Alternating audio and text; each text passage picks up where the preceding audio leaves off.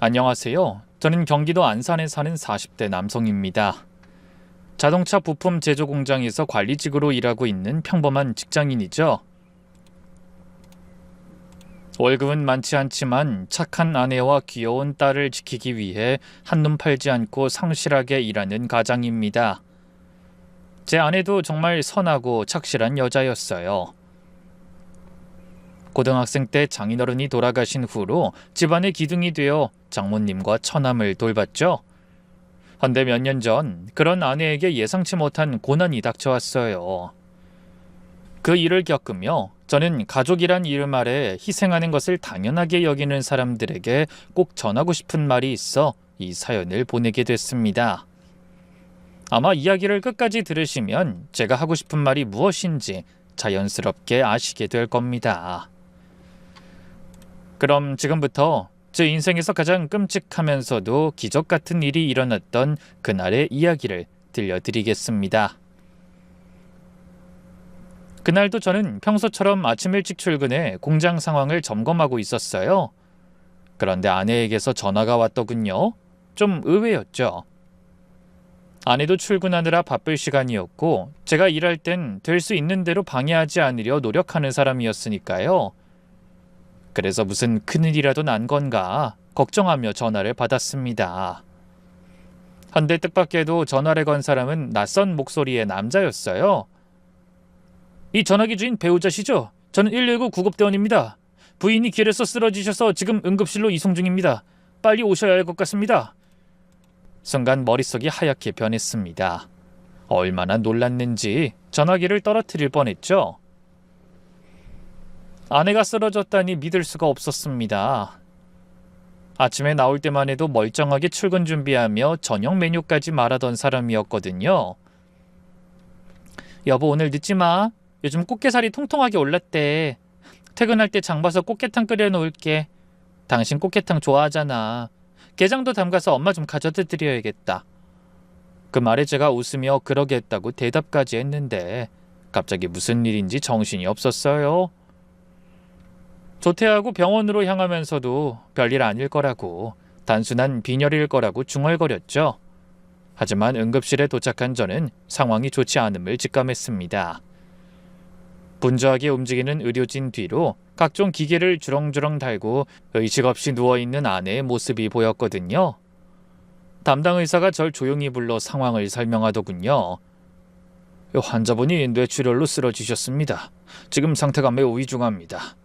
CT 촬영 결과 출혈량이 상당해서 수술한다고 해도 회복을 장담하기가 어려울 것 같습니다. 의식을 되찾을 가능성이 희박합니다. 청천벽력 같은 소리였어요. 뇌출혈이라니 이게 무슨 일인지, 현실인지 꿈인지 분간이 가지 않을 정도로 놀랐습니다. 평소에 아픈 것도 없었는데요. 고혈압이 있긴 했지만 약도 꾸준히 먹고 있었고, 제 말에 의사가 고개를 갸웃거리며 말했어요. 근데 검사 결과 혈압이 상당히 높은 상태였습니다. 약을 제대로 먹지 않았거나 약이 효과가 없었을 가능성도 있어요. 지금은 일단 수술이 급합니다. 동의서에 서명해 주세요. 그래서 떨리는 손으로 수술 동의서에 서명했습니다. 아내는 곧바로 수술실로 들어갔고 저는 넋이 나간 채 수술이 끝나길 하염없이 기다려야 했죠. 평생 힘들게 살았던 아내가 갑자기 수술까지 하게 된다니 가슴이 찢어지는 것 같았어요. 그때 갑자기 처음 만난 날 얼굴을 붉히며 수줍게 웃던 아내의 얼굴이 떠올랐습니다. 결혼하고 아이 낳고 그동안 함께 해온 시간도 주마등처럼 스쳐 지나가더군요. 저와 아내는 중매로 만났습니다. 맞선 보는 날 저는 단박에 아내에게 빠졌어요. 빼어난 미모는 아니었지만 부드러운 인상과 따뜻한 눈빛이 제 마음을 사로잡았거든요. 아내는 첫 만남에서부터 자신의 처지를 숨기지 않고 털어놨습니다. 저는 집안 형편이 어려워서 대학도 못 갔어요. 고등학교 졸업하고 바로 공장에서 일했죠. 장녀라서 집안 살림을 책임져야 했거든요. 앞으로도 맞벌이에서 친정에 도움을 드려야 해요. 물론 다른 남자들이라면 그런 아내의 상황이 마음에 안 들었을지도 몰라요. 하지만 전 오히려 아내의 책임감과 솔직함이 좋았습니다. 이미 부모님이 두 분 다 돌아가신 뒤라 외로웠던 저는 가족을 위할 줄 아는 아내가 정말 따뜻한 여자 같았죠. 그런 사람이라면 저하고도 행복한 가정을 꾸릴 수 있을 거라고 생각했네요. 하지만 결혼 후 알게 된 아내의 삶은 제가 생각했던 것보다 훨씬 더 힘겨웠습니다. 고등학생 때 아버지가 갑작스럽게 사고로 돌아가시면서 가세가 기운 모양이었어요. 그래서 대학 진학의 꿈을 접고 당장 돈을 벌어야 했던 아내는 그때부터 집안의 가장이 되었답니다. 아내가 그때를 회상하며 이렇게 말했어요. 엄마가 너무 불쌍해서 내가 더 열심히 일해야 했어. 민호가 아직 중학생이니까. 공부는 시켜야 하는데 아빠가 갑자기 떠나버린 충격을 감당하기 힘들어 하셨거든. 그래서 내가 대신 새벽 5시에 일어나서 김밥집에서 일하고 오후에는 마트 계산대에서 저녁엔 편의점에서 일했어. 그래도 내 손으로 생활비 벌고 동생 대학원까지 보낼 수 있어서 얼마나 뿌듯했는지 몰라. 아내는 장모님과 처남을 위해서라면 뭐든 할 수 있다고 자신이 희생하는 건 당연한 일이라고 입버릇처럼 말했어요. 저는 그런 아내가 안쓰러우면서도 한편으론 존경스러웠습니다. 아내가 그렇게 고생해서 번 돈으로 처남은 명문대학교에 들어갔고 대학원까지 마쳤죠. 그 모든 비용을 다 아내가 벌어서 됐다고 하니 고생이 얼마나 심했을지 짐작이 되더군요. 그래서인지 제가 결혼 허락받으러 갔을 때 장모님은 눈물을 펑펑 쏟으셨습니다. 우리 딸 정말 고생 많이 하고 살았어. 이제 박서방이 잘 챙겨줘야 해. 이 애가 얼마나 착한 애인지 알지? 그때는 정말 장모님이 딸을 진심으로 아끼시는 것처럼 보였어요. 결혼식 날 시집가는 딸을 꼭 껴안고 한참을 우시기도 하셨거든요. 처남도 누나가 시집가는 게 서운하다며 훌쩍였고요. 결혼 후에도 아내는 열심히 친정을 챙겼어요. 매달 장모님께 용돈을 보내드리고 무릎 안 좋으신 장모님의 병원비도 도맡았죠. 그러면서 가끔 제 눈치가 보이는지 이렇게 말했어요. 여보, 이해해 줄 수 있지? 아빠 돌아가시고 엄마가 얼마나 힘드셨겠어. 민호도 아빠 없이 자라서 서러움 많이 받았고. 내가 장녀니까 당연히 챙겨야지. 대신 나도 열심히 맞벌이 하고 있으니까 친정일 때문에 당신이 벌어오는 돈에 손대는 일은 없을 거야. 그건 약속해. 걱정하지 마. 나도 부모님 그리워하면서 가족이 얼마나 소중한지 절실히 깨달았어. 그래서 당신 마음 알 것 같아. 내 눈치 보지 말고 처가에 하고 싶은 거 다 해드려. 나도 이제 가족이잖아. 그러면서 늘 처가 식구들을 제 친가족처럼 대하기 위해 노력했습니다. 하지만 가끔 이상한 점들이 눈에 띄기 시작했어요. 장모님이 말로는 아내를 엄청나게 아끼시는 것 같은데 실제로는 처남과 아내를 너무 다르게 대하시는 것 같았죠. 처남은 뭔가를 잊어버리고 실수를 해도 항상 관대하셨어요. 남자애들이 원래 다 그렇지. 하지만 아내는 친정에 조금만 소홀한 것 같아도 서운한 티를 내며 나무라셨죠. 넌 장녀가 그거밖에 안 되니? 아이 시집 가더니 친정 식구들은 아주 잊은 모양이구나. 그럴 때마다 아내는 섭섭해하는 친정엄마의 기분을 풀어드리기 위해 안쓰러울 정도로 애를 썼습니다. 명절 때도 아내는 친정에 가면 하루 종일 부엌에서 일만 했어요. 장모님은 소파에 앉아 TV를 보시고 처남은 방에서 게임만 했죠. 제가 아내를 도와주려고 하면 장모님이 말리셨습니다. 박서방이 무슨 부엌 일이야. 민주가 다 알아서 할 거야. 우리 딸이 어릴 때부터 집안일을 도맡아 해서 살림 솜씨 만점이잖아. 그럴 때도 아내는 괜찮다며 웃었지만 전 마음이 편치 않았습니다. 경제적으로도 마찬가지였어요. 처남이 대기업에 들어가고도 장모님이 아내에게 전적으로 의지하시는 버릇은 여전하셨죠. 매달 용돈도 챙겨드리는데 병원에 갈 때도 늘 아내만 찾으셨고 갖고 싶은 게 있어도 아내에게만 말씀하셨어요. 민주야, 엄마 화장품 다 떨어졌다고 한 거 잊었니? 왜 연락이 없어? 내일 너 퇴근하고 같이 사러 가자. 홍삼이 들어간 화장품이 그렇게 좋다니까 이번엔 그걸로 사봐야겠어. 찬바람 부는데 친정엄마 뭐 입고 다니는지 관심도 없니? 내 친구들은 다 딸들이 모피코트 사줘서 겨울에도 땀이 난다고 엄청 자랑하더라. 넌 뭐 없어? 대기업에 다니며 돈 잘 버는 아들이 있는데 따로 가정도 있고 마트에서 힘들게 일하는 장녀에게만 너무 기대시는 것 같은 생각을 버릴 수가 없었죠. 그런데 아이 키우고 맞벌이하며 친정에도 헌신하던 아내에게 몇 해 전부터 고혈압 증상이 나타나기 시작했습니다. 건강검진을 하다가 알게 됐죠. 의사는 약을 처방해주면서 꾸준한 관리가 필요하다고 강조했어요. 그때부터 아내는 매일 아침 고혈압 약을 챙겨 먹기 시작했습니다. 젊은 나이에 그런 말을 들으니 걱정이 되더군요. 그래서 저도 늘 신경 써서 약 먹는 걸 확인했죠. 여보, 약 먹었어? 걱정하지 마. 꼬박꼬박 잘 챙겨 먹고 있어. 나도 내 건강은 소중해. 애한테도 친정에도 내가 필요하잖아. 혹시라도 아프면 절대 안 되지. 아프면서도 남 걱정이야. 애도 중요하고 친정도 중요하지만 이제 당신을 위해서 좀 살아. 쉬기도 하고. 그래도 내가 장년인데 어떻게 모른 척해. 나 알아서 몸 관리 잘하니까 걱정하지 마. 그러면서 열심히 약을 챙겨 먹었고 혈압도 정상 수치를 유지했습니다. 정기적으로 병원에 가서 검사도 받고 식단 관리도 열심히 했죠. 짠 음식을 줄이고 운동도 꾸준히 했습니다. 그렇게 약을 잘 챙기며 관리해 왔는데 갑자기 혈압이 높아 뇌출혈이 왔다니 어떻게 된 일인지 모르겠더라고요. 한참을 멍하니 있다가 갑자기 퍼뜩 생각이 나서 장모님께 아내의 소식을 전했어요. 장모님, 애엄마가 쓰러졌어요. 지금 수술 중이에요. 장모님은 놀라서 헐레벌떡 병원으로 오셨습니다. 처남도 함께였죠. 아이고, 우리 딸한테 왜 이런 일이? 박서방, 도대체 이게 어떻게 된 거야?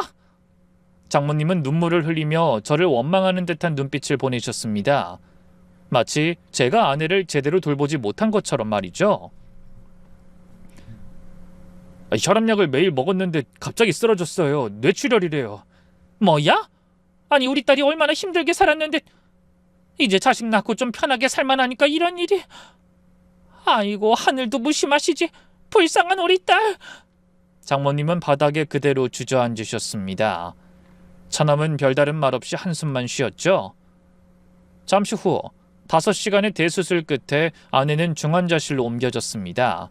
하지만 의사의 설명은 희망적이지 않았어요. 수술은 잘 끝났습니다만 언제 의식을 회복할진 장담할 수 없어요. 출혈량이 워낙 많았기 때문에 최악의 경우까지 각오하셔야 할 수도 있습니다. 의사의 말을 듣자 다리에 힘이 풀렸습니다. 전날까지만 해도 건강하게 웃으며 인사 나눴던 아내가 혼수 상태라니, 그것도 회복할 수 없는 상태라는 게 기막혔죠. 아내는 그대로 중환자실로 옮겨졌고 면회는 하루에 2번 30분씩만 가능했습니다. 온몸에 기계를 달고 누워있는 아내를 보니 가슴이 찢어지는 것 같았어요. 평소에 그렇게 생기 넘치던 아내는 핏기 하나 없이 창백한 얼굴로 숨쉬는 것조차 기계에 의존하고 있었죠. 저는 아내 곁에 바짝 다가가 울먹이며 말했어요. 여보, 민주야, 내 목소리 들려? 나야, 제발 눈 좀 떠. 당신 계속 이러고 있으니까 나 너무 무서워. 하지만 아내는 미동도 없었습니다. 그런 아내의 모습을 보니 면회 시간이 끝나고 나와서도 쉽사리 중환자실 앞을 떠날 수가 없었죠. 그렇게 첫날 밤이 지났습니다. 저는 보호자 대기실에서 쪽잠을 자며 아내를 지켰어요. 하루하루가 지옥 같았습니다. 회사도 제대로 나가지 못했고 밥도 넘어가지 않았죠. 아이도 친하게 지내던 이웃에게 맡기고 그저 아내가 깨어나기만을 기다렸어요. 하지만 조금의 변화도 없이 3일이라는 시간이 흘렀습니다. 이제 의사는 회복 가능성이 10% 미만이라고 했어요. 사실상 식물인간 상태라는 것이었죠. 그날 오후 장모님과 처남이 병원으로 찾아왔지만 장모님은 더 이상 울지 않으셨습니다. 오히려 담담한 표정으로 말씀하셨죠. 박서방, 우리 잠깐 얘기 좀 하세. 무거운 표정의 장모님을 따라 조용한 곳으로 갔습니다. 박서방, 이런 말하기 나도 정말 힘든데 민주가 평소에 그런 얘기를 했어. 만약 자기가 혹시 의식 없이 누워있게 되면 연명치료는 하지 말아달라고. 저는 귀를 의심했습니다. 장모님, 그게 무슨 말씀이세요? 그 사람이 그런 얘기를 했다고요? 그래. 전에 TV에서 식물인간으로 10년 누워있다가 죽는 사람이 나오는 걸 보고 그러더라고. 자긴 절대로 그렇게 살고 싶지 않다고. 가족들한테 짐이 되고 산송장으로 숨만 붙어있는 게 무슨 의미가 있냐고. 절대 싫다고 했어. 그래서 설마 그 사람 포기하자는 말씀이세요? 말도 안 돼요, 장모님. 아직 희망이 있어요. 의사 선생님도 깨어날 가능성이 희박하다고 했지 아예 없다고 한 건 아니잖아요. 민주를 저렇게 기기에 의존해서 살게 할 수는 없어. 저게 더 잔인한 일이라고는 생각 안 해봤나? 그리고 박서방도 알잖아. 이런 상태로 몇 년을 누워있으면 온 가족이 다 힘들어진다는 걸. 병원비도 만만치 않고. 믿을 수가 없었습니다. 아내가 쓰러진 지 고작 며칠 만에 다른 사람도 아니고 장모님이 벌써 자기 딸을 포기하자는 말씀을 하신다니.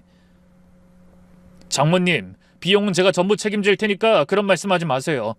전 이대로 저 사람 절대 포기할 수 없어요.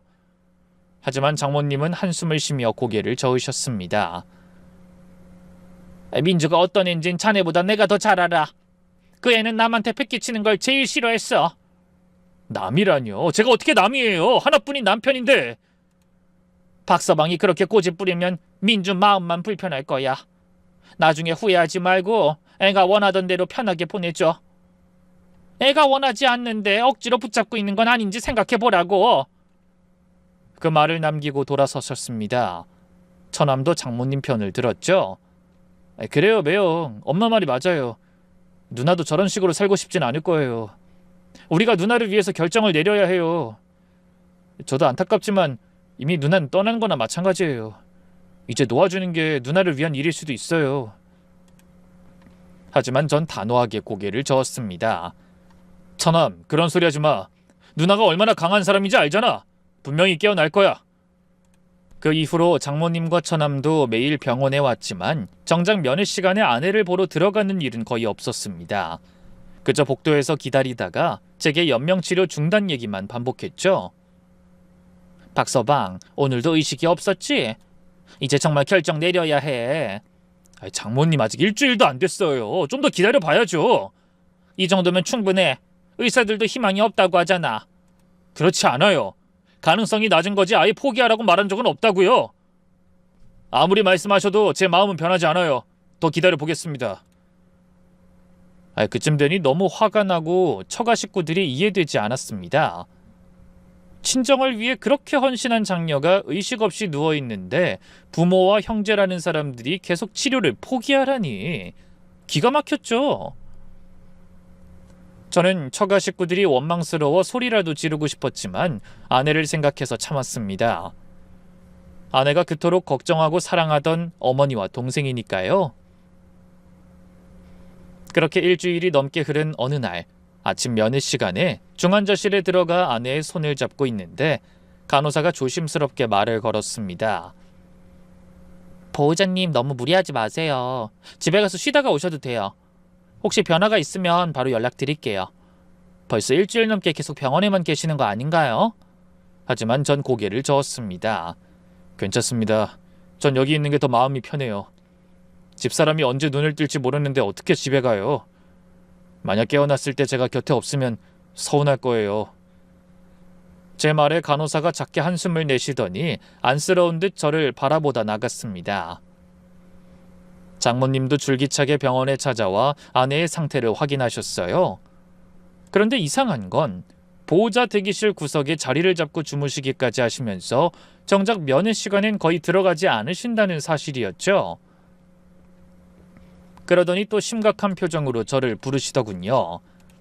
박서방, 자네가 우리 민주 생각하는 마음 정말 고마워. 하지만 현실을 좀 생각해. 뒤늦게 도착한 처남도 거들었습니다. 매형, 저도 인터넷으로 찾아봤는데요. 이런 상태로 일주일 이상 의식이 없으면 회복이 거의 불가능하대요. 누나를 위해서라도 이제 놓아줘야 해요.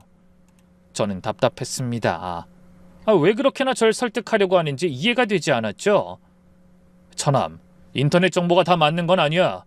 그리고 아직 누나는 멀쩡히 살아있어. 잠깐 정신을 잃은 것뿐이라고. 제 말에 장모님이 한숨을 쉬며 말씀하셨습니다. 박서방, 자네 마음은 알지만 이건 우리 딸이 원하는 게 아니라고 몇 번을 말하나. 걔는 절대 이런 식으로 살고 싶어 하지 않았다니까. 기계에 의존해서 숨만 쉬는 걸 사는 거라고 할 수 있나? 저는 또 고개를 마구 저었습니다. 저는 아직 회복 가능성이 있다고 생각해요. 포기하기엔 너무 이릅니다. 아직 한 달이 된 것도 1년이 된 것도 아니잖아요. 그때 장모님이 갑자기 목소리를 높이셨습니다. 자네가 뭔데 우리 딸 일을 혼자 결정하나? 나는 그의 엄마야. 딸을 누구보다 사랑하는 엄마라고. 내가 지금 얼마나 가슴이 아픈지 아나?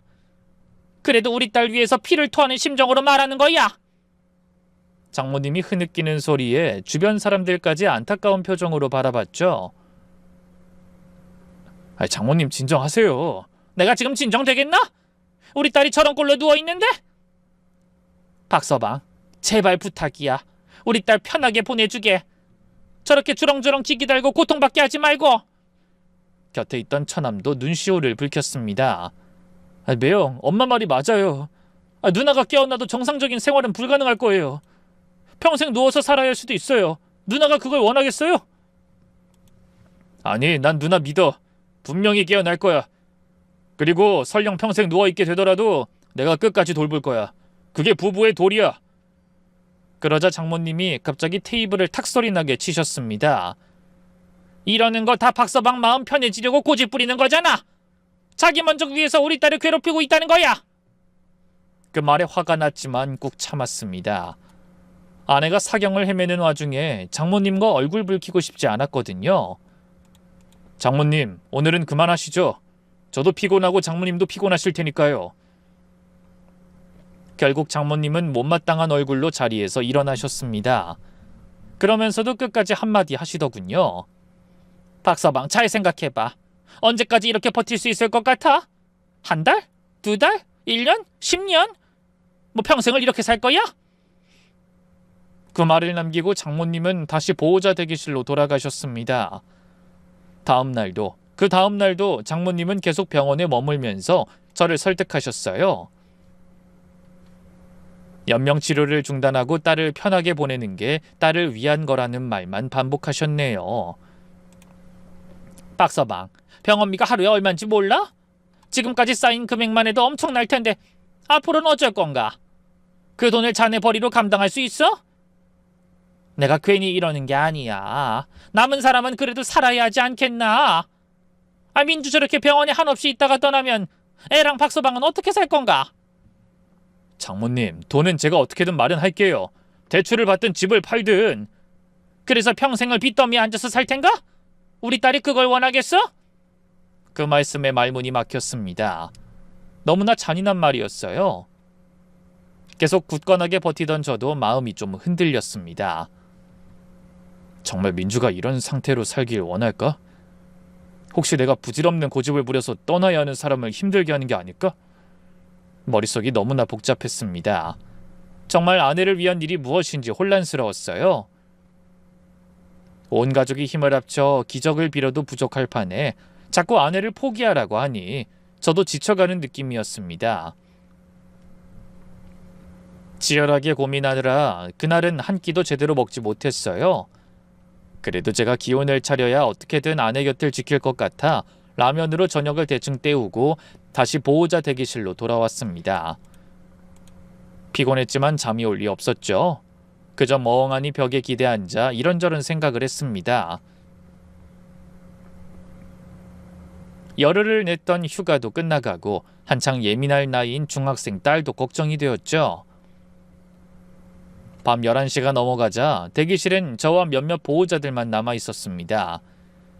다들 잠이 들었는지 작은 숨소리만 들릴 뿐 고요했어요. 그런데 자정이 가까워질 무렵 대기실 밖 복도에서 누군가 말하는 소리가 들렸습니다. 목소리가 낯익어서 가만히 들어보니 장모님이었어요. 그 늦은 시간까지 집에 돌아가지 않고 병원에 계셨던 거죠. 그러면서도 면회 시간엔 딸을 보러 들어오지 않으셨어요. 너무 이상한 행동이었지만 막상 아내를 보면 속이 상하실까봐 그럴 수도 있다고 생각했습니다. 딸의 상태가 걱정되어 병원을 떠날 순 없지만 기계에 의존한 모습을 보긴 고통스러워서 그러신 거라고 여겼죠. 저는 조용히 일어나 대기실 문 쪽으로 다가갔습니다. 문틈 사이로 보니 장모님이 병원 복도 구석 비상구 근처에서 휴대폰을 들고 계셨어요. 처남과 통화하시는 것 같았는데 왜 굳이 사람이 없는 곳에서 몰래 통화를 하시는지 이상하더군요. 저는 복도로 나가 발소리를 죽이고 장모님 가까이 다가갔어요. 기둥 뒤에 숨어서 들으니 대화 내용이 꽤 잘 들렸습니다. 그때 장모님이 단속하듯 말씀하시는 소리가 들리더군요. 박서방한테 들키면 큰일 나는 거 알지? 조심해. 그런 다음 갑자기 주변을 살피더니 숨을 죽이셨어요. 그 모습에 저도 기둥 뒤에 더 바짝 붙어 귀를 기울였죠. 이번엔 장모님이 더욱 은밀한 목소리로 속삭이셨습니다. 그래, 생명보험금 5억이면 충분하지. 그걸로 너 신혼집 장만하면 돼. 상견례는 언제 잡기로 했니? 생명보험금이라니, 그것도 5억? 놀랐지만 숨을 죽이고 계속 들었습니다. 장모님은 제가 듣고 있는 줄도 모른 채 들뜬 목소리로 통화를 이어갔어요. 그래, 재작년에 내가 보험 설계사하는 고향 친구 도와줘야 한다면서 가입한 거잖아. 민주한텐 친구 실적 때문에 딱 한 달만 유지하고 해지한다고 해놓고 해지 안 했어? 대신 내가 계속 보험료 냈지. 머리가 하얘졌습니다. 장모님이 아내를 속여 생명보험에 가입하게 했다는 겁니다. 생각지도 못한 일이었어요. 수익자가 너랑 나로 되어 있으니까 박서방은 모를 거야. 보험 2건 들어놨고 각각 2억 5천씩, 2건이면 5억이지. 그 정도면 변두리 작은 아파트 하나 살 수 있을 거다. 손발이 떨리기 시작했습니다. 아내 명의로 생명보험을 2건이나 들고 수익자를 본인과 처남으로 해놨다니. 하지만 놀랄 일은 거기서 끝이 아니었죠. 곧 장모님의 입에서 어이없는 말이 흘러나왔습니다. 약도 내가 바꿔치기 하길 잘했지? 혈압약 대신 비타민 먹인 게 보름이 넘잖아. 이건 우리 둘만 아는 거야. 무담까지 가져가야 해. 아니 너희 누나야 매일 피곤하게 사는 애 아니니? 회사 일도 힘들고 집안일도 많았으니 스트레스랑 과로로 쓰러졌다고 생각할 거야. 생각지도 못한 말에 너무 놀라 입을 틀어막았어요. 약을 바꿔치기 했다고? 보름째? 그럼 아내가 쓰러진 게 설마... 그때 또 이해 못할 말이 터져나왔습니다. 아니 걱정하지 마. 의사들도 누나는 이제 가망 없다고 했어. 걔 엄마도 젊은 나이에 그렇게 죽었다니까. 지 엄마 닮아서 고혈압도 물려받은 걸 어쩌겠어. 그 말을 듣자 온몸에 소름이 돋았습니다. 딸은 연명치료도 못하게 방해하면서 그 보험금을 받아 아들 신혼집을 사주려 하다니. 게다가 엄마 얘기도 이상했죠. 아내의 엄마라면 장모님을 말하는 건데 젊은 나이에 죽었다니. 자신을 두고 하는 말이 아닌 게 확실했어요. 뭔가 아내에게 제가 모르는, 아니 어쩌면 아내도 모르는 비밀이 있는 게 틀림없었습니다. 그때 처남이 무언가 심기 건드리는 말을 했는지 장모님이 갑자기 언성을 높이시더군요. 아 미안하긴 뭐가 미안해. 남의 자식 40년 키워준 것만도 고마워해야지. 어차피 너희 누나는 평생을 모르고 살았으니 불행하지도 않았을 거야. 너 혹시 마음 약해진 거야? 정신 차려. 걔는 네 누나가 아니야. 그냥 남이라고 생각해. 분노와 충격으로 온몸을 부들부들 떨던 저는 간신히 대기실로 돌아왔어요. 잠시 후 장모님 역시 대기실로 들어오시다 제가 움찔거리는 것을 보고 나지막히 말씀하시더군요. 자네 아직 안 자고 있었나? 장모님의 목소리는 평온했습니다. 조금 전 그런 끔찍한 대화를 나눈 사람이라곤 믿기지 않을 정도였죠. 네, 잠이 안 와서요. 그러게, 제대로 눕지도 못하고 잠이 오겠나. 이게 뭐 하는 짓인지. 그렇게 혀를 차더니 벽에 머리를 기대고 눈을 감으셨어요. 저는 멍하니 그 모습을 바라봤습니다. 방금 들은 통화 내용이 사실이라는 게 도저히 믿기지 않았죠. 장모님이 아내 이름으로 생명보험을 들어놓고 보름 전부터 고혈압 약을 비타민으로 바꿔치기 했다니 그래서 아내가 쓰러진 거였습니다. 그것도 보험금 5억을 받기 위해서.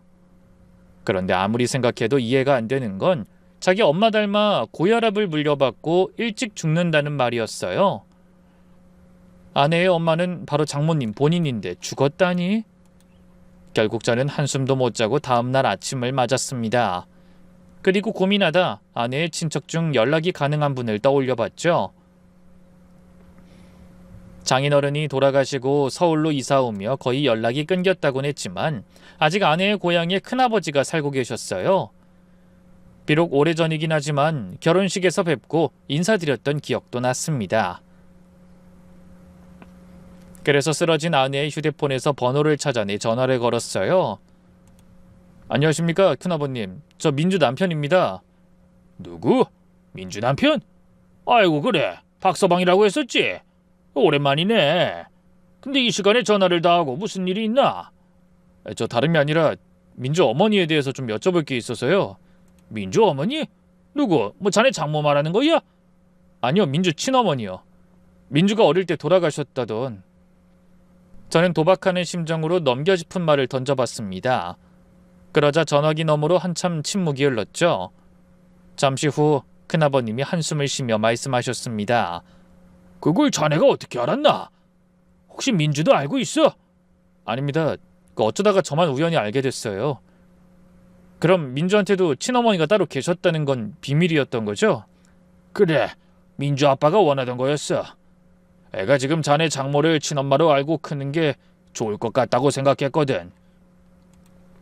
놀라서 심장이 두근거렸습니다. 역시 아내에겐 혈압으로 돌아가신 친어머니가 따로 계셨던 겁니다. 큰아버지는 낮게 가라앉은 목소리로 오래전 이야기를 들려주셨어요. 민주 친엄마는 젊은 나이에 떠났어. 그때가 아마 민주 2살 때였던가. 지금 자네 장모라는 그 여잔 원래 민주 아빠랑 바람났던 여자야. 민주 엄마가 혈압이 있긴 했지만 그렇게 젊은 나이에 죽을 정도는 아니었는데. 하여튼 본처가 죽고 나서 지금 그 여자가 재혼해서 친엄마 행세하면서 산 거야. 아들도 하나 낳고. 머리가 복잡해졌습니다. 그럼 아내는 40년 넘게 아버지와 불륜관계였던 여자를 친엄마로 알고 살아온 거였죠? 저는 떨리는 심장을 가라앉히며 물었어요. 큰아버님, 그럼 민주 친어머니는 어떻게 돌아가신 거예요? 단순히 혈압 때문에 돌아가신 건가요? 화병이지 뭐. 바람난 자네 장인이 본처를 집에서 쫓아냈어. 애도 뺏기고 친정에 있다 갑자기 쓰러졌다고 들었네. 뭐 지금이야 말도 안 되는 일이지만 예전엔 바람 피우고도 당당한 남자 많았지. 혈압이 있던 사람이니 충격을 이기기 힘들었을 거야. 쫓겨났다고요? 그래. 내 동생이지만 참 조강지처한테 몹쓸 짓 했지. 여자한테 눈이 돌아서 자기 애까지 낳아준 여자한테 그러면 안 된다고 얼마나 말렸는지 몰라. 그 일로 가족들이랑도 관계가 틀어지고 그 여자가 살림 차지한 다음부턴 얼굴 보기 싫어서 다들 발길 끊었지. 그러셨군요. 그래서 민주가 친척들하고도 왕래가 없었던 거예요? 그래. 그러다 민주 아빠 죽고 나서 그 여자가 애 데리고 서울로 이사가 버리면서 거의 다 연락이 끊겼지. 그나마 민주가 나하고만 연락하고 지냈어. 지 아빠 죽고 힘들 때 내가 도움을 몇 번 줬거든. 돌아가신 아내의 친어머니도 아내와 똑같은 병으로 젊은 나이에 돌아가시고 지금의 장모님이 그 자리를 차지한 거였어요. 그것도 모르고 아내는 자기 엄마를 화병으로 돌아가시게 한 여자에게 그토록 지극정성으로 다한 겁니다. 저도 모르게 주먹이 꽉 쥐어졌습니다. 아내의 친어머니를 돌아가시게 한 것도 모자라 그 딸을 장녀라는 핑계로 평생 부려먹고 죽음으로까지 내몰았다니 악마가 따로 없었죠. 그제야 왜 그동안 장모님이 아내와 처남을 그토록 차별했는지 이해가 되더군요. 아무리 어른들이 아들 한다지만 장모님은 정도가 너무 지나치셨어요. 자기 아들을 대학원까지 보내기 위해 딸이 아르바이트를 3개나 해도 미안한 줄을 모르셨습니다. 도저히 친엄마라면 그럴 수 없는 일인데 역시나 이유가 있었던 거죠. 저는 큰아버님에게 인사를 건네고 다급하게 전화를 끊었습니다. 갑자기 약에 대한 의문도 확인해 봐야겠다고 생각이 들었거든요. 그리고 아내가 쓰러지기 전에 먹던 약을 확인해 보기 위해 집으로 갔습니다. 그런데 분명 아내가 매일 아침 식탁에서 먹던 약이 흔적도 없이 사라졌더군요. 부엌 구석구석 서랍장, 화장대까지 뒤졌지만 약병은 보이지 않았어요. 한숨을 쉬며 집 밖으로 나오는데 현관 앞에 놓인 쓰레기 봉투가 눈에 들어왔습니다. 아내가 버리려고 내놨다가 출근이 늦어 그냥 두고 간 것 같더군요. 혹시나 하고 뒤져보니 아니나 다를까 약병이 거기서 나왔습니다. 안에 약이 아직 남아있었죠. 하얀 알약이었는데 자세히 보니 평소 아내가 먹던 고혈압 약과는 미묘하게 달랐습니다. 크기는 비슷한데 표면에 새겨진 글자가 달랐어요. 저는 그 약병을 들고 병원으로 돌아왔습니다. 아침 회진이 끝나면 담당 의사를 찾아갈 계획이었어요. 약병은 아마 장모님이 버렸을 거라고 생각했습니다.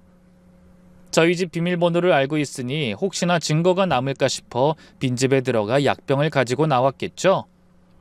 그러다 쓰레기 봉투가 보이니 설마 누가 그걸 뒤져볼까 싶어 무심코 거기 넣은 게 틀림없었네요. 회진이 끝나고 본격적인 외래 진료가 시작되기 전에 의사를 찾아갔어요. 선생님, 이 약 좀 확인해 주실 수 있을까요? 저희 아내가 먹던 약인데. 의사 선생님이 약을 자세히 살펴보시더니 의외의 말씀을 하셨습니다. 이건 고혈압 약이 아닌데요. 그냥 비타민 B 복합제 같은데. 잠시만요. 담당 의사는 컴퓨터로 약을 검색하더니 확신에 찬 얼굴로 말했습니다. 역시 맞습니다. 이건 비타민제예요. 고혈압 약이랑 모양이 비슷하긴 하지만 전혀 다른 약입니다. 그럼 아내가 이 약을 고혈압 약으로 착각하고 먹었다면 보름 동안 혈압약은 안 먹은 거네요? 보름이요? 그 정도면 혈압이 급상승했을 가능성이 큽니다. 임의로 약을 중단하고 하루 만에 돌아가시는 분들도 계세요. 저의 추측이 맞았습니다. 장모님이 정말로 약을 바꿔치기 한 거였어요. 선생님, 아내의 약을 일부러 바꿔치기 했다면 이건 의도적인 살인미수 아닌가요? 제 말에 의사가 깜짝 놀라더니 대답했어요. 네? 아니 누가 그런 짓을... 당연하죠. 고혈압 환자의 치료를 일부러 방해하는 건 누가 봐도 명백한 범죄입니다. 경찰에 신고하셔야 합니다. 그런데 그때 중환자실에서 연락이 왔습니다. 선생님, 김민주 환자분 상태가 좀 변화가 있어요. 빨리 가보셔야 할 것 같아요. 가슴이 철렁했습니다.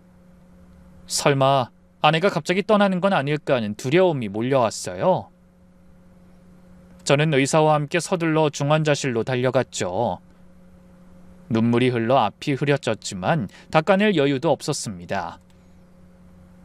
중환자실 앞에 도착하니 이미 다른 의료진이 분주하게 움직이고 있었어요. 그런데 저를 본 간호사가 생각지도 못한 말을 건넸습니다. 보호자님, 환자분이 손가락을 움직이셨어요. 아주 미세하지만 자발적인 움직임이 있었습니다. 그렇게 고생하시더니 드디어 좋은 소식이 있으려나 봐요. 그게 정말인가요? 아내가 깨어나려는 걸까요? 심장이 터질 것처럼 뛰었습니다.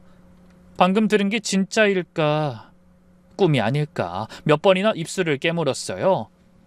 그때 보호자 대기실에 있던 장모님과 처남도 의료진에게 소식을 들었는지 헐레벌떡 뛰어왔습니다. 헌데 장모님의 얼굴엔 불안한 기색이 역력했어요. 아내가 깨어날까봐 두려움에 떠는 사람처럼 보였죠. 무슨 일이야? 민주가 어떻게 됐다고? 그 순간 차트와 아내의 상태를 살피던 의사가 이렇게 말했습니다. 환자분의 뇌파에 미세한 변화가 감지됐습니다. 아주 작은 반응이지만 회복의 신호일 수 있습니다. 너무나 간절히 기다리던 소식에 저는 말까지 더듬으며 물었습니다. 그게 정말입니까? 그럼 집사람이 깨어날 수도 있다는 건가요? 단정할 순 없지만 긍정적인 신호입니다. 지금부터가 중요합니다. 하지만 같은 말을 듣고도 장모님과 처남의 반응은 저와 사뭇 달랐어요. 두 사람은 창백해진 얼굴로 당황할 뿐 조금의 기뻐하는 모습도 보이지 않았죠. 그러더니 현실을 부정하고 싶다는 듯 장모님이 어이없는 말을 묻더군요. 그래도 선생님, 식물인간 상태에서 이런 반응이 나타났다가 다시 악화되는 경우도 많지 않나요? 손가락 하나 움직였다고 다들 깨어나고 그러는 건 아니죠? 뭐 아직은 양쪽 다 가능성이 있습니다. 하지만 희망은 가져볼만 합니다. 저는 얼른 담당 의사의 손을 잡으며 부탁했어요. 선생님, 제발 저희 집사람 좀 살려주세요. 부탁드립니다. 비용은 상관없습니다. 그때 장모님이 갑자기 신경질적으로 소리쳤어요. 박서방, 흥분하지 마. 별일 아닐 수도 있어. 하지만 전 무시했습니다. 그 여잔 이제 더 이상 아내의 어머니도 제 장모도 아니었죠. 의사가 아내의 약이 고혈압 약이 아니라고 확인해 준 뒤 저는 두 사람을 경찰에 신고하기로 마음먹었거든요. 하지만 그 전에 더 확실한 증거를 확보해야 했죠. 약을 바꿔치기 한 직접적인 증거가 필요했습니다. 저는 의료진에게 아내를 부탁한 뒤 동네 약국으로 향했어요. 아내가 평소 다니던 단골 약국이었죠. 저도 안면이 있던 약사에게 사정을 설명하자 흔쾌히 도와주겠다고 하더군요. 김민주 씨 처방 기록이요? 잠시만요. 확인해 드릴게요. 그 얼마 전에 고혈압 약 30일치 가져가셨네요. 평소에 드시던 거 그대로인데요. 혹시 그날 평소랑 뭐 다른 거 없었나요? 기억나는 거 없으세요?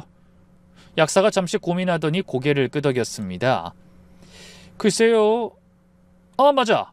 그날은 평소와 달리 어머니랑 같이 왔었어요. 60대 후반 정도로 보이는 여자분이셨는데 같이 약을 사서 집으로 가셨죠. 뭐 거기까지야 뭐 특별히 기억할 일은 아닌데. 그런데요? 그때 약 가지고 나가셨던 그 여자분이 한참 후에 다시 들어오셔서 비타민도 하나 더 사가셨어요. 어찌나 꼼꼼하게 한참을 고르시는지 지금까지 기억하고 있죠. 사모님이랑 다르게 그 친정엄만 여간 까다로운 분이 아니더라고요. 바로 그거였습니다. 장모가 아내와 약을 사고 다시 돌아와 비타민을 샀다는 게 결정적 증거가 될 것 같았어요. 저는 침을 꿀꺽 삼키며 물었습니다. 저기 혹시 CCTV 좀 확인할 수 있을까요? 네? 예, 뭐 아직 기록이 있을 거예요. 잠시만요.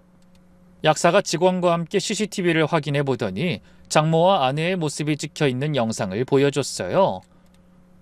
장모가 아내와 함께 약국을 나가는가 싶더니 10분쯤 후에 다시 들어왔습니다. 그러고는 진열대에서 비타민제를 고르는 모습이 보였죠. 그것도 여러 종류를 비교하면서 고혈압 약과 가장 비슷하게 생긴 것을 고르는 것 같았습니다. 그 모습을 확인하고 제가 또 다급하게 물었죠. 저기 죄송한데 저걸 사서 나간 뒤에 모습은 찍힌 게 없을까요? 외부에도 CCTV가 있긴 해요. 잠시만요. 잠시 후 외부 CCTV를 확인하니 장모가 약국을 나와 무언가를 하는 게 찍혀 있었어요. 처방받은 고혈압 약을 꺼내서 근처 쓰레기통에 버리고 조금 전 구매한 비타민을 그 약병에 넣는 모습이 선명하게 찍혀 있었죠. 약사도 놀라서 소리쳤어요. 아니 저게 뭐 하는 거지? 왜 저런 짓을... 약사님, 이 영상 잘 보관하셨다가 경찰에도 협조해 주실 수 있죠? 부탁드립니다. 물론이죠. 걱정하지 마세요. 증거를 확보한 저는 경찰서로 향했습니다. 그곳에서 지금까지 알게 된 사실을 모두 털어놨어요. 그리고 제가 가지고 있던 증거도 제출했죠. 사실 전 그날 복도에서 장모의 통화 내용이 심상치 않음을 직감하고 두 사람의 대화를 녹음했거든요.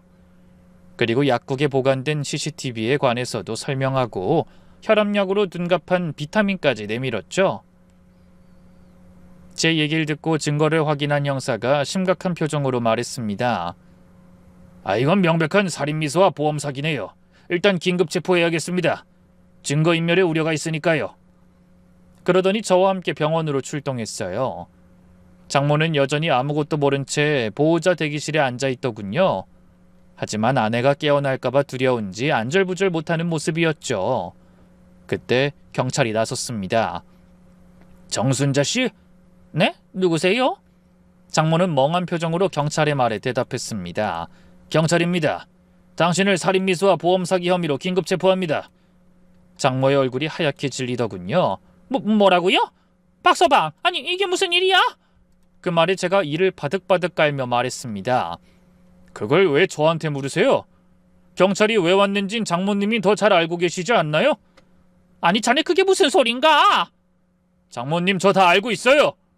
장모님이 민주 약 바꿔치기 한 것도 보험금 5억도요. 뭐라고? 장모는 충격을 받은 듯 그 자리에 주저앉았어요. 그때 마침 퇴근하고 왔는지 대기실로 들어서던 처남이 화들짝 놀라며 소리쳤죠. 엄마 이게 무슨 일이에요? 경찰이 왜...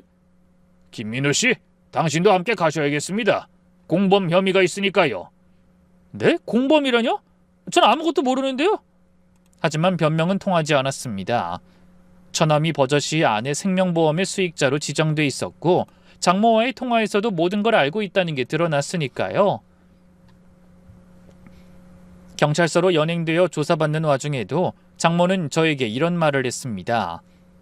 박서방, 혹시 민주가 깨어나거든 제발 아무 말도 하지 말아줘. 그 애가 충격받아서 좋을 거 없지 않아? 남들이 들으면 장녀 엄청 생각하는 사람인 줄 알겠네요. 이런 엄청난 일을 숨길 수 있을 거라고 생각하세요?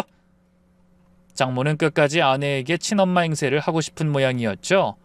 하지만 세상에 비밀은 없는 법인데 말도 안 되는 어리석은 바람이었어요. 장모와 처남이 조사받는 동안 전 다시 병원으로 돌아와 아내 곁을 지켰습니다. 아내는 여전히 의식이 없었지만 전보단 안정된 것 같았어요. 저는 아내의 손을 잡으며 속삭였죠. 여보, 당신을 해치려던 사람들 다 잡혔어요. 이제 아무 걱정하지 말고 편안하게 깨어나기만 하면 돼. 다음날 경찰에서 연락이 왔습니다. 정순자가 다 자백했습니다. 사실인진 모르겠지만 생명보험을 가입할 당시엔 그런 생각까지는 아니었다네요. 그냥 의붓딸의 친어머니가 고혈압으로 일찍 돌아가셨는데 그 딸도 혈압이 높다고 하니 혹시나 하고 드러났다고 우기더군요. 근데 얼마 전에 아들한테 결혼 얘기가 오가면서 돈이 필요해서 범행을 계획했답니다. 그래서 40년을 자신을 위해서 희생한 딸을 죽이려 했다는 건가요? 그러게 말입니다. 어쨌든 검찰에서 다 확인할 겁니다. 명백한 살인미수니까. 병원에도 장모와 처남이 체포됐다는 소식이 빠르게 퍼졌습니다. 간호사들도 충격을 받은 듯 했죠. 세상에, 엄마가 딸을... 그것도 보험금 때문에? 사실 친엄마가 아니래요. 아버지랑 바람나서 친엄마 쓰러지게 한 불륜녀래. 사람들의 수근거림이 들렸지만 전 신경 쓰지 않았습니다. 지금 중요한 건 아내가 깨어나는 것뿐이었으니까요. 헌데 그로부터 이틀 뒤에 마침내 기적이 일어났습니다. 아침 면회 시간에 아내가 살며시 눈을 뜬 겁니다. 저는 눈을 크게 뜨고 아내에게 다가가 소리쳤어요. 여보, 정신이 들어? 내 말 들려? 아내는 힘겹게 눈을 깜빡이더군요. 아직 말은 할 수 없었지만 분명히 의식이 돌아온 거였죠. 의료진들도 놀랐습니다. 이건 정말 기적에 가까운 일이에요. 아직 완전하진 않지만 시간이 지나면서 점차 회복될 가능성이 큽니다. 그리고 며칠 후 아내는 놀라운 회복력을 보이며 조금씩 말도 할 수 있게 되었습니다. 정말 감격스러운 일이었어요. 아내는 입을 열자마자 아이를 찾았어요. 그리고 그 다음으로 예상했던 질문을 뱉었습니다. 여보, 엄만 어디? 그 말을 듣자 가슴이 먹먹해졌습니다. 아내가 잠들어 있는 동안에 휘몰아친 엄청난 폭풍을 어떻게 설명해야 할지 앞이 캄캄했죠. 결국 저는 아내가 완전히 기운을 차릴 때까지 진실을 묻어두기로 했어요. 장모님은 잘 계셔. 나중에 당신 다 회복하면 그때 짠하고 보여드리자. 처음에는 아내도 수긍하는 것 같았지만 곧 이상함을 눈치챈 것 같았습니다. 유일한 친정 식구 두 사람이 내내 병원을 찾지 않았으니까요. 일주일 후 상태가 많이 호전된 아내는 제가 피해갈 수 없는 질문을 했습니다. 여보, 나 이제 많이 좋아졌으니까 사실대로 말해줘. 엄마랑 민호한테 무슨 일 생긴 거지? 아무리 생각해도 이상해. 이렇게까지 연락이 없다니. 저는 한숨을 쉬며 사실을 말할 수밖에 없었어요. 여보, 당신이 충격받을까 봐 말하지 못했는데 사실 당신이 쓰러진 건 그냥 사고가 아니었어. 그게 무슨 말이야? 사실은 장모님이, 아니 정순자 씨가 당신 고혈압 약을 비타민으로 바꿔치기 했기 때문이야. 당신은 보름간 고혈압 약을 끊었다가 쓰러진 거야. 아내는 눈을 크게 떴습니다. 뭐? 그게 무슨 말도 안 되는 소리야. 엄마가 왜? 생명보험금 5억 때문이었어. 몇 년 전에 친구 실적 때문에 들어주자고 했던 그 보험을 장모님이 해약하지 않고 그대로 유지했던 거야. 수익자는 장모님이랑 처남이었고. 아내의 눈에서 눈물이 흘러내렸습니다. 말도 안 돼. 엄마가 대체 왜? 그리고 더 충격적인 사실이 있어. 지금 당신이 엄마라고 알고 있는 정순자는 당신의 친엄마가 아니야. 그 말을 시작으로 저는 천천히 하지만 조심스럽게 모든 것을 설명했습니다. 장모의 정체와 아내의 친엄마에 대한 일, 약을 바꿔치기 하던 그날의 일까지 모두를요. 처음에 아내는 믿지 못하겠다는 표정이었습니다. 그러다 갑자기 눈물을 펑펑 흘렸어요. 평생 믿어왔던 모든 것이 거짓이었다는 사실에 엄청난 충격을 받았죠. 하지만 전 믿었어요. 강한 근성으로 온갖 어려움을 이겨냈던 아내는 반드시 그 시련도 극복해낼 거라고요. 역시나 슬픔에 젖어있던 아내는 사흘 만에 기운을 차리고 저를 향해 희미하게 웃으며 이렇게 말했습니다. 여보 고마워. 날 지켜주고 기다려줘서. 저는 눈에 눈물을 가득 담은 채 고개를 저었습니다. 아니, 당연한 일을 한 거야. 난 당신이 정신 차릴 거라는 걸 믿었으니까. 그 후로 아내가 의식을 완전히 회복한 지 한 달이 지났습니다. 물론 약간의 언어장애와 손떨림이 있었지만 재활치료를 통해 빠르게 호전되고 있었죠. 그동안 경찰 수사도 마무리되어 재판이 진행됐어요. 재판부는 정순자가 아내를 기망하고 보험 수익자를 본인과 아들로 지정한 것, 보험금을 탈 목적으로 약을 바꿔치기에 환자의 생명을 위협한 것에 대해 혐의가 있다고 인정했습니다. 결국 정순자는 징역 7년에 그 아들은 공모 혐의로 징역 5년에 처했어요. 정순자는 끝까지 억울함을 호소하더니 끌려가면서도 소리쳤습니다. 내가 널 40년 넘게 키웠어. 밥 먹여주고 재워주고 학교 보내고 그 정도면 됐지 내가 뭘 그렇게 잘못했어? 남의 자식 걷어준 값을 좀 받겠다는데 뭐가 문제냐고! 정말 부끄러움도 죄책감도 모르는 화상이었죠. 구제불능이라는 말이 그런 사람에게 쓰는 말이라는 걸 그때 처음으로 깨달았습니다. 그 이후로 상심해 있던 아내는 고향의 큰아버지를 통해 친어머니의 소식을 듣게 됐어요. 그래서 장모님이 잠들어 계신다는 산소에 찾아가게 됐죠. 눈물을 펑펑 흘리며 친어머니를 만나게 된 아내는 우느라 제대로 말하지 못했어요. 대신 제가 나서서 인사했죠. 장모님 감사합니다. 전 이 사람이 기적적으로 살아난 게 다 장모님이 지켜주신 덕분이라고 생각합니다. 그동안 딸 고생하는 거 보면서 마음 많이 아프셨죠? 그래도 이 사람 곁에 제가 있으니 걱정 내려놓으시고 편히 쉬세요. 제가 평생 민주 아끼고 사랑하겠습니다.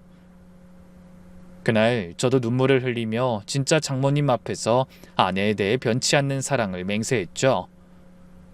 그 후로 완전히 건강을 회복한 아내는 방송통신대학교 사회복지학과에 등록해 못다 이룬 공부의 한을 풀고 있네요. 거머리 같은 가짜 장모가 사라지고 나니 저 혼자 벌어서도 어느 정도 생활이 가능하더라고요. 그래서 저는 회사 다니며 동동거리는 대신 하고 싶은 일을 하라고 아내를 등 떠밀었습니다. 그때 아내가 선택한 게 바로 학업이었죠. 비록 늦은 나이에 어려운 공부를 시작해 힘들어할 때도 있지만 예전보다 밝아진 아내의 얼굴을 보면 흐뭇합니다. 여러분도 언젠가 멋진 사회복지사가 되어 사회발전에 이바지하게 될 저희 아내의 미래를 함께 응원해 주시겠습니까? 그럼 험난하기만 했던 초년을 보낸 아내의 앞길에 부디 꽃길만 펼쳐지길 바라며 저는 이만 인사드리겠습니다. 긴 사연에 함께하며 응원해 주신 많은 분께 진심으로 감사드립니다. 모두 행복하세요.